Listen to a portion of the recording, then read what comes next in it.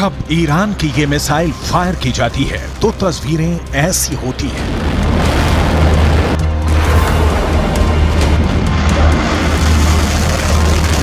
जब ईरान की ये मिसाइल अपने टारगेट पर गिरती है तो धमाका ऐसा होता है।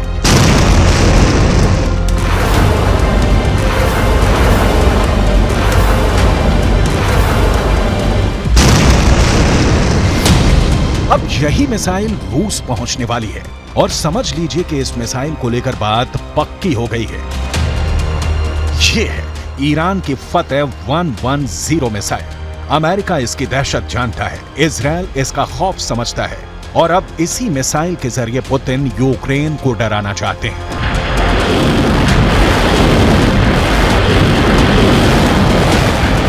रिपोर्ट यह है कि ईरान की यह मिसाइल रूस पहुंचने वाली है और ऐसा अक्टूबर में ही हो सकता है।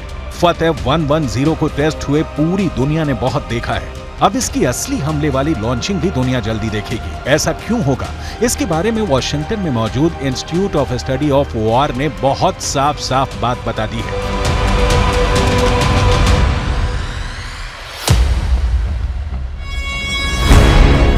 18 अक्टूबर को ईरान पर संयुक्त राष्ट्र की तरफ से लगी मिसाइल और ड्रोन बेचने की पाबंदी खत्म हो रही है और उसके बाद ईरान अपनी मिसाइल और ड्रोन खुल्लम खुल्ला बेच पाएगा। अब सवाल है कि आखिर ये कैसे तय हुआ कि ये मिसाइल रूस खरीदेगा? तो जवाब है कि 19 सितंबर को रूस के रक्षा मंत्री सर्गेई शोइगु ने ईरान का दौरा किया था। ये दौरा बहुत सीक्रेट रखा गया। हालांकि जो तस्वीर सामने आई उसमें यह साफ हो गया कि सर्गेई शोइगु ईरान की मिसाइल देखने तेहरान आए। ईरान ने उनके सामने अपने एक एक हथियार की डिटेल रखी। इसमें ड्रोन भी थे और बैलिस्टिक मिसाइल भी, ठीक वैसे ही हथियार जो रूस को यूक्रेन में लड़ने के लिए चाहिए। ईरान के एरोस्पेस फोर्स के commander brigadier general Amir Ali Hajizadeh साथ साथ थे और वो बता रहे थे कि रूस को क्या क्या लेना चाहिए, किस हथियार से उनकी जरूरत पूरी हो सकती है। इसमें सबसे खास रही फतेह 110 मिसाइल। सर्गेई शोइगु ने इस मिसाइल को बहुत गौर से देखा। उन्हें बताया गया कि ये कितनी खतरनाक और सटीक मिसाइल है और ऐसे ही हथियार से रूस ज़ेलेंस्की के बड़े बड़े अड्डों को मिट्टी में मिला सकता है। सर्गेई शोइगु इस मिसाइल को देखकर काफी खुश हुए। Нацелена на реализацию всего комплекса запланированных мероприятий, несмотря на противодействие со стороны Соединенных Штатов Америки и Западных союзников.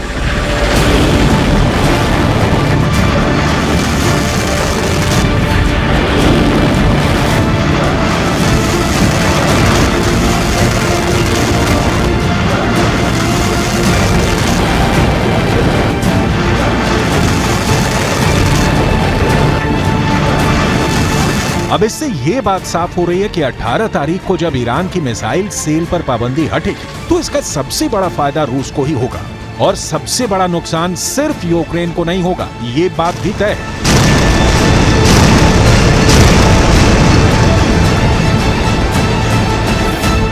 फतेह 110 मिसाइल को लेकर डर इतना ज्यादा क्यों है? क्यों है इतना ज्यादा खौफ?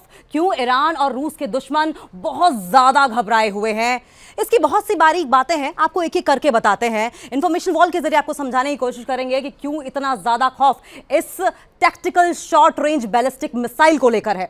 ईरान की यह मिसाइल 300 किलोमीटर की रेंज तक हमला कर सकती है। इसकी रेंज 300 किलोमीटर है और 300 किलोमीटर की रेंज में जो भी इसके दायरे में आए उसे नेस्त नाबूद कर देगी, उसे तबाह कर देती है। यानी कि शॉर्ट रेंज मिसाइल जरूर है ये, शॉर्ट रेंज मिसाइल होने के नाते कम दूरी के टारगेट पर बहुत बड़ी तबाही मचा सकती है। 3500 किलो भारी इस मिसाइल में 500 किलोग्राम का वॉरहेड है। ये 3500 किलो की जो मिसाइल आप देख रहे हैं फतेह 110, 500 किलो का वॉरहेड ले जाने में सक्षम है ये। यानी कि जहां ये मिसाइल गिरती है वहां 500 किलो वाले बम का धमाका होता है जो सिर्फ और सिर्फ अपने साथ तबाही लेकर आता है। ये अपने टारगेट के 3 मीटर के दायरे में गिरती है और एक बैलिस्टिक मिसाइल का इतना ज्यादा सटीक होना, यकीन मानिए, बहुत बड़ी बात है। ये मिसाइल मिडिल ईस्ट में अमेरिका के खतरे को देखते हुए बनाई गई थी और यही बात है जो पुतिन को बहुत ज्यादा इस फतेह 110 मिसाइल के बारे में पसंद आ गई है। यह मिसाइल इस वक्त हमास के पास है। हमास वो इस्लामी चरमपंथी ऑर्गेनाइजेशन है जो कि इस वक्त पैलेस्टाइन में एक्टिव है और इजरायली सेना को खदेड़ने में सक्षम है।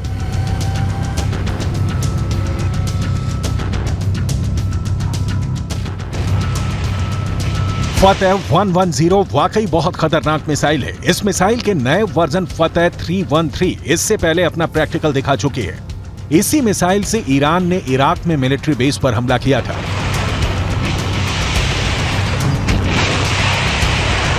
ये वही मिसाइल है जिससे ईरान ने जनरल कासिम सुलेमानी की हत्या का बदला लिया था। फतेह 313 की रेंज फतेह 110 से ज्यादा है। यही वजह है कि ईरान ने इराक में अमेरिका के मिलिट्री बेस पर यह मिसाइल दागी थी। इस मिसाइल के धमाकों ने 100 से ज्यादा अमेरिकी फौजियों को जहनी रूप से बड़ी चोट पहुंचाई थी, जिसे ट्रॉमेटिक ब्रेन इंजरी भी कहते हैं। हमले के बारे में तफसील से जानने के लिए पहले देखिए यह मिसाइल क्यों खबरों में है। अमेरिका से लेकर यूरोप तक मीडिया इसी मिसाइल की बात कर रहा है। इजरायल में भी यही मिसाइल चर्चा में है। पुतिन ने ईरान से फतेह 110 को लेकर बात पक्की कर ली है। यूक्रेन की मीडिया और सरकारी सोर्स भी अब ईरान के इस मिसाइल को लेकर बहुत ज्यादा दहशत में है। ईरान की यह मिसाइल 2002 में तैयार की गई थी। इसका निर्माण 2002 में हुआ था और तब से इसके कई वर्जन बनाए जा चुके हैं। इसका एडवांस 1 वर्जन जो है वो ज्यादा इस्तेमाल किया जाता है। इसका आधुनिक और लंबी रेंज वाला वर्जन 313 है। इसकी रेंज 500 किलोमीटर से ज्यादा की है, यानी कि 500 किलोमीटर के दायरे में जो भी इसके टारगेट पर आता है वो खत्म तबाह हो जाता है। और इस मिसाइल ने खुद को साबित करके दिखाया भी है। यूक्रेन और इजरायल की इंटेलिजेंस रिपोर्ट दावा कर रही है कि रूस को फतेह 110 के साथ जुल्फिकार बैलिस्टिक मिसाइल भी मिल सकती है। इन दोनों की रेंज 300 किलोमीटर से ज्यादा है। जब से ये बात ईरान के दुश्मनों को पता चली है वो घबराए हुए हैं। जब से ये बात ज़ेलेंस्की को पता चली है वो बहुत दहशत में है। अब उनकी एक ही डिमांड है कि किसी भी तरह यूक्रेन की फौज को ऐसे एयर डिफेंस सिस्टम से लैस किया जाए जो ईरान से मिलने वाली ड्रोन और मिसाइल को काउंटर कर सके। Сьогоднішній російський обстріл ракетами і дронами теж призвів до нових перебоїв з електрикою, але це виправляється. Відновлювальні роботи тривають. Така форма терору не дасть Росії нічого навіть зараз, коли ми ще не маємо достатньої кількості систем ППО. ज़ेलेंस्की को यह बात पता चल गई है कि फतेह 110 मिसाइल को रोकना बहुत मुश्किल है और इसमें अमेरिका भी पूरी तरह फेल साबित रहा है। 8 जनवरी 2020 को ईरान ने जब इराक में अमेरिका के 2 मिलिट्री बेस पर हमला किया, ये उसकी सैटेलाइट तस्वीरें हैं। ईरान ने चुन चुन कर अमेरिका के अड्डों को तबाह किया था। कई हैंगर, कई कमांड कंट्रोल सेंटर पूरी तरह तबाह हो गए थे। अमेरिका को हमले की जानकारी तो मिल गई थी, इसलिए उसके सैनिक आसपास अंडरग्राउंड हो गए थे।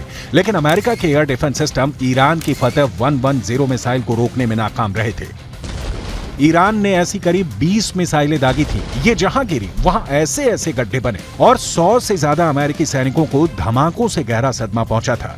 ऐसी ही मिसाइल पावर से पुतिन लैस होना चाहते हैं ताकि वो ज़ेलेंस्की को वो वाला सबक सिखाएं जो ईरान ने अमेरिका को सिखाया था।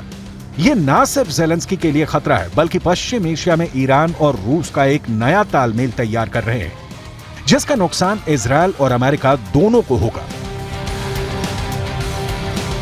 Высокая динамика встреч подтверждает общий настрой на дальнейшее укрепление стратегического партнерства в оборонной сфере и военном сотрудничестве. Зона давления на Россию и Иран показывает свою бесперспективность. अब ईरान के तेवर समझने हैं तो आप 2 तस्वीरों को बहुत गौर से देखिएगा। ईरान ने पहले 19 सितंबर को रूस के रक्षा मंत्री सर्गेई शोइगु को फतेह 110 मिसाइल दिखाई और फिर 22 सितंबर को यही मिसाइल अपने बहुत ही खास परेड में दुनिया को भी दिखाई। ये काले रंग वाली मिसाइल फतेह 110 को दिखाने का मकसद है कि ईरान और रूस के दुश्मन काबू में रहें। सवाल है कि रूस और ईरान साथ आए तो ज़ेलेंस्की क्या करेंगे? एयर डिफेंस तो ठीक है, लेकिन टक्कर तो बराबर की होनी चाहिए। इसलिए ज़ेलेंस्की के ऑपरेशन को भी बहुत गौर से समझिएगा। ज़ेलेंस्की को अब एटैकम्स मिसाइल मिलने जा रही है जो हाइमर जैसे लॉन्चर से दागी जाती है। इसकी रेंज 300 किलोमीटर होती है। अमेरिका से लेकर यूक्रेन तक तमाम मीडिया और देश की सरकारें अब इसी मिसाइल की बात कर रही हैं।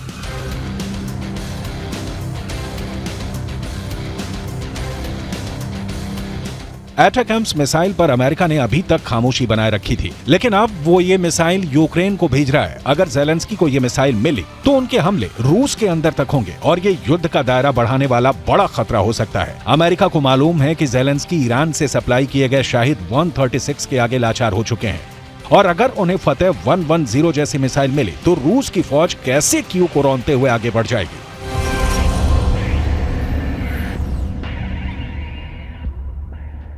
The most recent escalation, the United States strongly condemns Russia's missile strikes today, which continue to demonstrate Putin's brutality.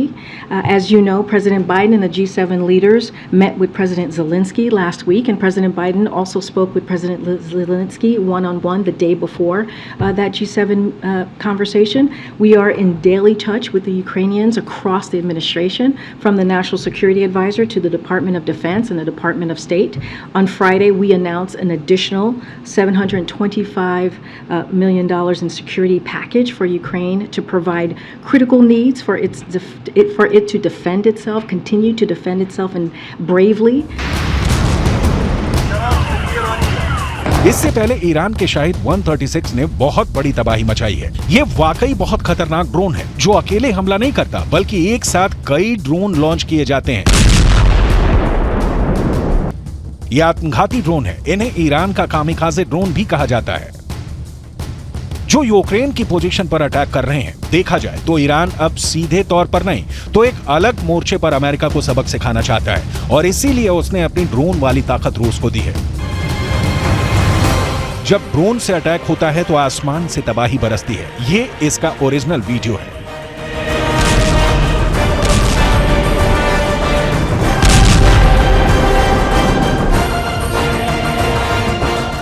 Drone जब ऐसे गिरता है तो बचने का कोई तरीका नहीं रहता।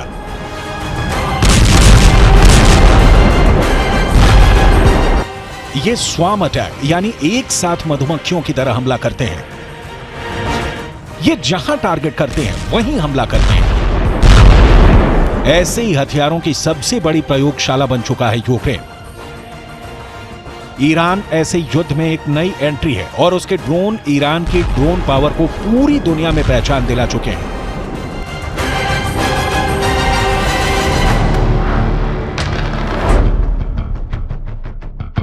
अब बारी फतेह 110 मिसाइल की है, जो पुतिन को गजब की पावर देगी। ईरान के हथियार मिलने से पुतिन को जबरदस्त फायदा हुआ है, जबकि ज़ेलेंस्की को अब बड़े नुकसान का खतरा समझ में आ गया है, क्योंकि अब ड्रोन के साथ रूस के पास ईरान की मिसाइल भी आने वाली है। पुतिन और ईरान की दोस्ती अक्टूबर के महीने में अमेरिका और नाटो को बहुत धक्का पहुंचा सकती है। ईरान से निकाली गई आग अब यूक्रेन में नए शोले भड़काने वाली है, और पुतिन इसके लिए पूरी तरह तैयार हो चुके हैं।